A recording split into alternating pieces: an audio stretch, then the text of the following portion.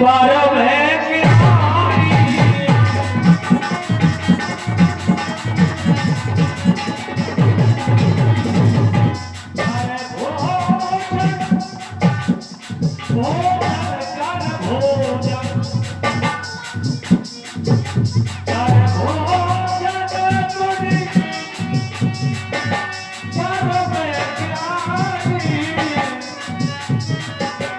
लगे कहाने कछु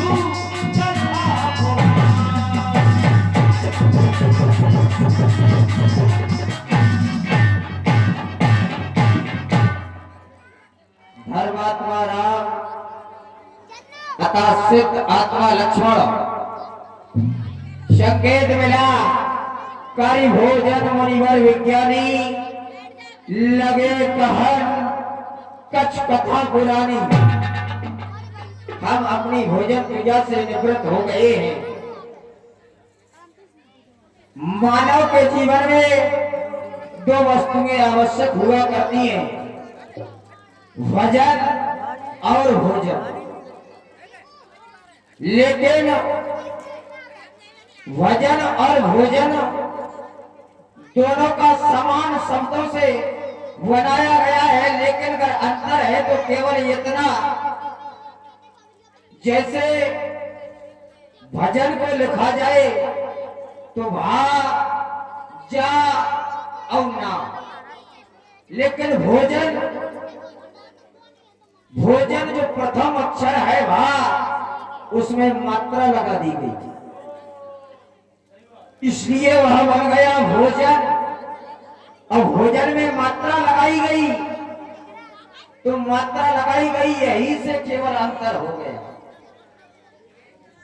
अंतर क्या हो गया कि प्राणी को भोजन मात्रा में करना चाहिए। अगर प्राणी भोजन को मात्रा से अधिक कर लेगा तो फिर प्राणी का स्वास्थ्य बिगड़ जाएगा। और भजन में कोई मात्रा नहीं है। भजन प्राणी अपने जीवन में जितना कर पाए उतना कम है, इसलिए प्राणी को अपने जीवन में भजन करना बहुत आवश्यक है। तो राम, हम चाहते हैं ये संसार वाले जब भोजन करते हैं तो भोजन करके कहते हैं चलो भोजन हो गया, अब आराम कर लिया जाए, लेकिन भोजन करके आराम नहीं करना चाहिए। भोजन के तुरंत बाद भजन भी तो आवश्यक है।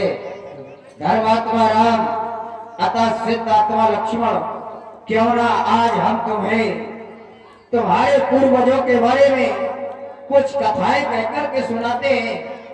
तुम्हारे वंश में ऐसे ऐसे प्रतापी राजा हुए, ऐसे ऐसे महान योद्धा राजा हुए जिन्होंने सदैव धर्म के मार्ग को अपनाया, कभी भी अधर्म के मार्ग पर नहीं चले। जैसे शिव दधीच हरिश्चंद्र नरेशा और सदैव धर्म हेतु कोट कलेशा। महाराज शिव, एक बार महाराज शिव वन प्रखंड में वन विहार करने के लिए निकले और देखा कि एक शिकारी वन प्रखंड में आया और शिकारी के द्वारा ये कबूतर पर वार कर दिया गया। जो ही कबूतर बैठाए अवस्था में आकर के महाराज शिव की गोदी में आकर के गिर पड़ा, और जब ही महाराज शिव ने कबूतर की ओर देखा तो देखा कि कबूतर बेचारा तड़प रहा है। तो महाराज शिव ने उस कबूतर को अपने हृदय से लगा लिया, लेकिन जब ही शिकारी ने देखा कि जो मेरा शिकार है वो महाराज शिव के पास है, शिकारी ने कहा राजा ये मेरा शिकार है, इसे तुम मुझे दे दो। तो महाराज शिव ने कहा तुम्हें तो केवल मांस चाहिए, जितना चाहो, जितना मांस इस कबूतर में निकलेगा उतना मांस मैं तुम्हें अपने शरीर में से प्रदान करता हूं, लेकिन तुम इस कबूतर को ना मारो। तो महाराज शिव ने उस कबूतर के प्राणों की रक्षा के लिए अपने शरीर को दान कर दिया। महाराज दधीच ने जन कल्याण के लिए, देवताओं की रक्षा के लिए अपनी अस्थियों को दान कर दिया।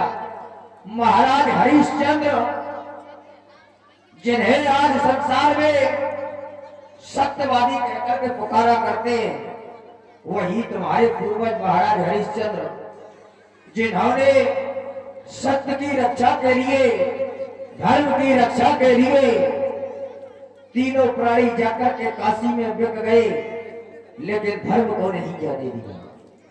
यहां तक ही नहीं, महाराज रानी तारा, राजकुमार रोहित जाकर के एक नीच के यहाँ पर महाराज ने पानी भरा, लेकिन धर्म को नहीं जाने दिया। रति देव वही भूप सुजाना, धर्म धरेऊ शन संकट नाना।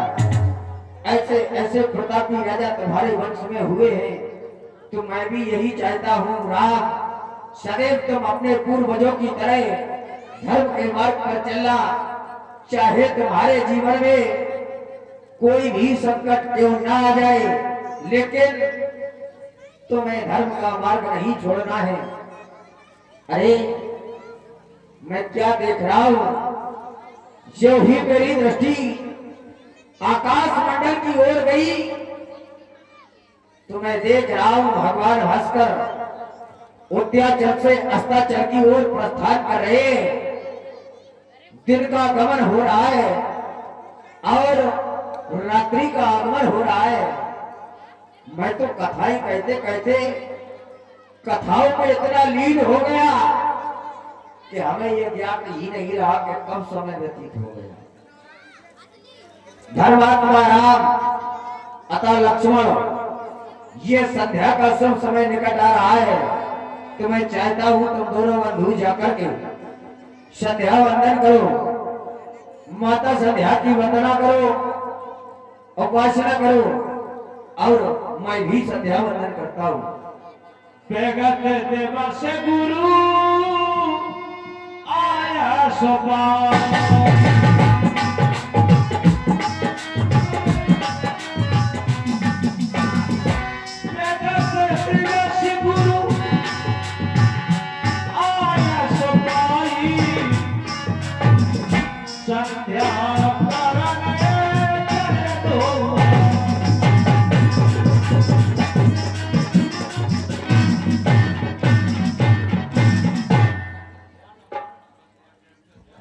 कुमार लक्ष्मण,